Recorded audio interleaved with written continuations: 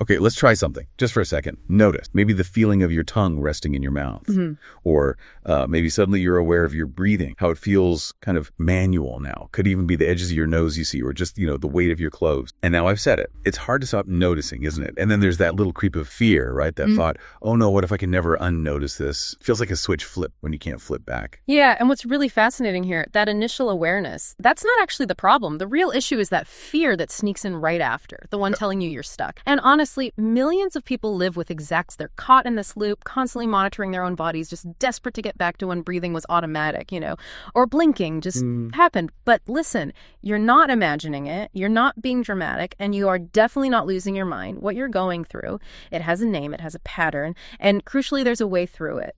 Okay, so let's unpack this for you. We're going to dig into this.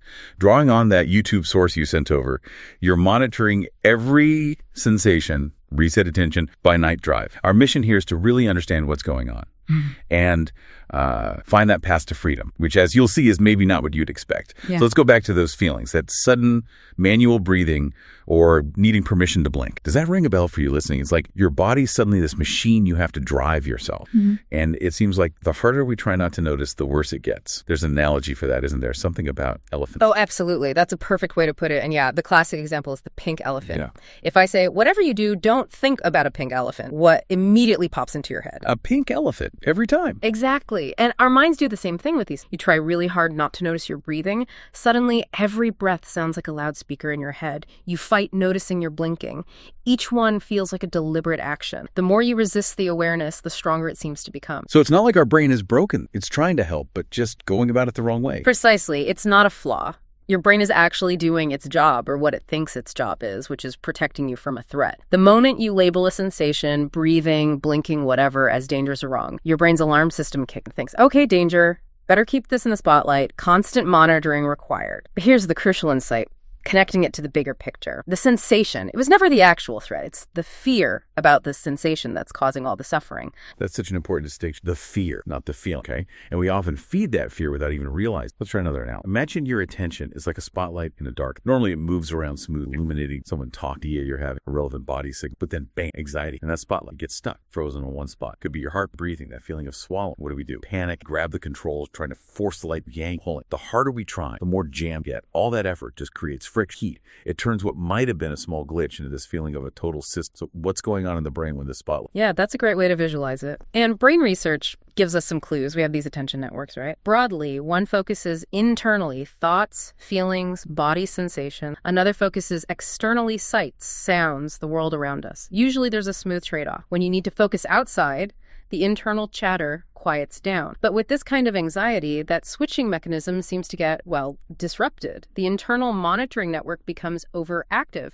It's like a security constantly scanning, even when there's no intruder. Some studies actually show different brain activity patterns. The default mode network that's usually active when we're resting or mind wandering, it stays kind of on, even when someone is trying hard to focus externally. It's almost like the brain has one foot on the brake while trying to hit the gas. Okay, so what does that mean for someone going through this? Is it permanent? No, and this is really vital. It's not permanent brain rewiring. It's not damage. It's more like a pattern the brain has fallen. And because it's learned, it can absolutely be unlearned. Exactly. And remember, your nervous system, it was always detecting these signals every second. Heartbeat, breathing, it's always been there. The only thing that's really changed is how your brain is labeling these signals. It's mistakenly flagged them as important, threatening, or needing conscious control. Think about it. Right now, thousands of things are happening in your body. Cells dividing, your liver doing its thing, digestion. You don't notice them because your brain correctly files them under automatic background stuff. No need to worry, the sensation you're stuck on, it belongs in that same file, but your brain's made a kind of filing error. It's accidentally put it in the urgent pay attention. Like sticking a memo about printer toner in the building evacuation plan tray. Suddenly, toner seems terrifying. So that fear that, oh God, I'll be aware of this forever, fear, that's the real problem, not the awareness itself. That's precisely it. Every time you think, I hate noticing this, you're adding emotional weight. It's like adding fuel to the fire. Every time you check, am I still noticing it? You're reinforcing the brain's idea that this needs constant surveillance. Yeah. Every time you try to distract yourself away from it, you're basically telling your brain, yep, this is definitely dangerous, gotta escape. Okay, but here's something that might seem contradictory. Think about people who meditate or do yoga or even they often deliberately focus on their breath or heartbeat or body sensations for long periods. What's the difference there? Great question. The key difference is they aren't fighting the awareness. They're welcoming it, exploring it, working. And because there's no anxiety locking their attention in, when they're done focused, their attention just naturally moves on. So what's fascinating here is the paradox. The solution isn't actually to stop noticing, it's to notice differently. It's about observing without being aware, without the alarm bell, feeling it without. When you strip away that emotional charge, that sense of emergence, you know what happens. Your brain gets bored. It realizes, oh, wait, no actual threat here, no problem to solve. And slowly, without any force, that spotlight starts to move. Right. But I can hear someone thinking, hang on, I'm already noticing it way too much. Why on earth would I want to notice it more? Yeah. That's a fair point. And it brings us to a really crucial distinction, the difference between anxious monitoring and mindful observation. Can you break that down? Absolutely. Think of anxious monitoring as being tight, contracted, fearful. You're scanning for danger. Is this normal? Is it getting worse? What if? It's all about threat detection. Mindful observation, though, is different. It's open, it's relaxed, curious. You're just noticing without judgment.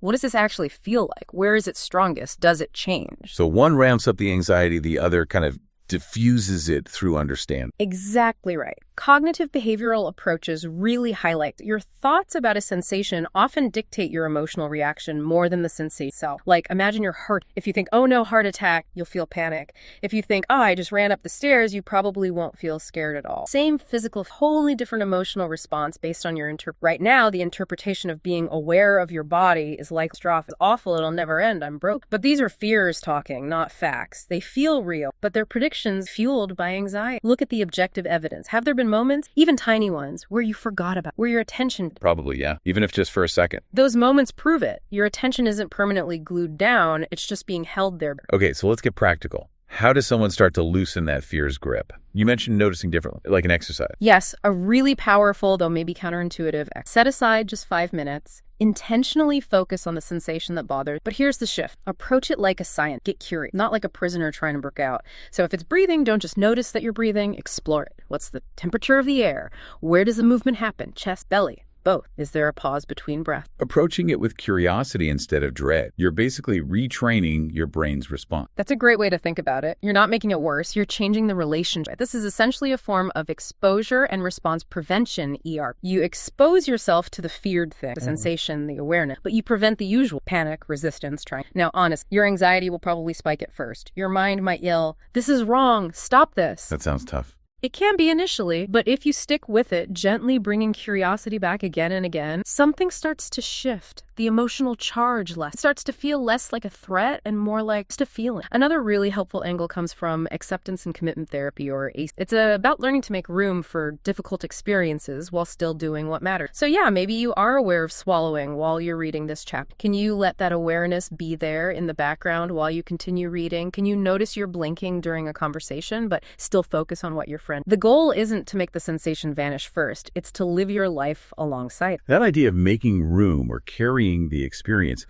that links to psychological flexibility, right? Being able to stay present even with discomfort and still move towards what you value. It reminds me of learning to drive in heavy rain. The raindrops are there on the windshield. They don't have to stop completely for you to keep driving and get where you need to go. Fantastic analogy, exactly. And here's another perspective. Very fact that you can be so intensely aware, that means your attention is actually really powerful. This isn't a sign of weakness, it's a strength. It's just that anxiety has kind of hijacked that powerful attention and misdirected it onto these bodily sensations. So it's like having a superpower that's being used against. Kind of. Or maybe like having a high-performance sports car that's stuck in first gear. The engine is incredibly powerful, but it's just revving uselessly, making a lot of noise. The solution isn't to smash the engine. It's to learn how to shift gear, how to channel that same focus attention towards things that matter, your work, hobbies, relationship. That's really encouraging. And we hear stories about this, right? People who are convinced they were stuck forever. Absolutely. Many people report that the turning point came when they finally stopped fighting it so hard. I heard about someone recently. They were obsessed with their breathing for months, tried every distraction technique, nothing worked. Then they sort of gave up, decided, okay, if I have to notice my breathing for the rest of my life, so be it. I'll just have to live with it. Acceptance, basically. And that's when it started changing. They'd go hours without thinking about it. Then they'd notice it again, but the panic wasn't there. It became background noise again. Exactly. Now, it rarely crosses their mind unless it's brought up. And even then, it's just not a big deal. Okay, let's manage expectations, though. Recovery doesn't necessarily mean you never, ever notice these sensations again, does it? Or that things go back exactly like before. That's usually not how it works, no. And aiming for that can actually keep you stuck. Recovery looks more like this. You notice your breathing sometimes, and you just don't care that much. It doesn't derail you. Yeah. Or you become aware of your blinking, and it's just a neutral observation, like Wow. noticing a cloud pass by. It doesn't trigger alarm bell. Recovery is really the absence of fear about the awareness, not the total absence of awareness itself. It's being okay with it coming and going. And this brings up an important point. It might sound a bit disappointing at first, maybe, but the after can genuinely be better than the before. How so? Because you've gained something. You understand your mind better. You've learned how attention works. You've developed resilience and skills for handling anxiety that go way beyond just this one issue. You face something really challenging. Your struggle is valid. But let me reassure you, you're not broke. Your brain isn't dead. You are not destined to monitor these sensations forever. This is understood. It's research. There are effective ways to work through it. So the core takeaway for you listening is this. Your body, with all its amazing background processes, was never meant to be scary.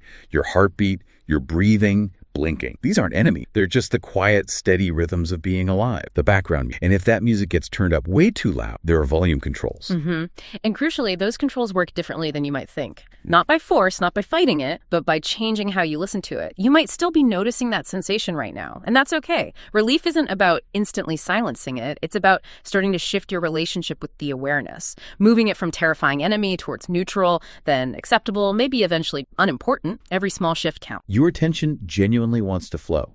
It wants to move freely. It knows how. It did it for years without you thinking about it. And it will again. Not because you'll find the magic trick to force it, but because you'll eventually stop forcing it not to be aware. It's actually about doing less. Less fighting, less monitoring, less checking in, less trying to escape. It's about gradually trusting your system to re-regulate itself. Because remember the core truth. The sensation isn't the problem. The fear of the sensation is the problem. And fear, unlike your heartbeat or your breathing, fear can change. Fear learns. Fear shrinks when you face it with curiosity instead of panic. Fear dissolves with acceptance. You're not stuck. You were just scared. And scared is not something you have to be forever.